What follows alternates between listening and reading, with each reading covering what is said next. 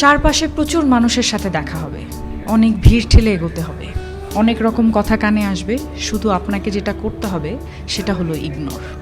জীবনে কিছু মানুষ আবর্জনা ছড়াতে আসবে, তাদেরকে আগাছার মতো উপড়ে ফেলে দিতে হবে।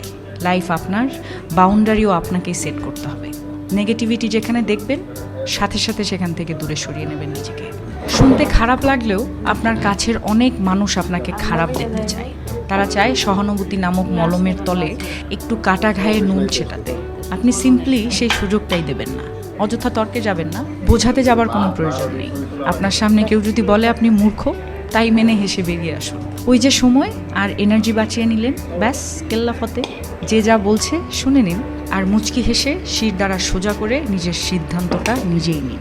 যারা নিজের সিদ্ধান্ত নিজে নিতে পারে তারা আসলে জীবন চেনে, বোঝে। আপনাকে নিয়ে যখন বাকিরা সমালোচনা করতে ব্যস্ত থাকবে, আপনি ঠিক সেই সময়ে গাছ লাগান, ঘুরে আসুন, রং তুলি নিয়ে মনের মতো ক্যানভাস সাজান, বাড়ি গোছান, গল্প পড়ুন, পারলে আরও দুটো সাহিত্য পড়ে নিন, নিজের পুরনো ফটো দেখুন, ব্যাডমিন্টন খেলুন, ছবি তুলুন, চা খেতে বেরিয়ে পড়ুন, নামাজ পড়ুন।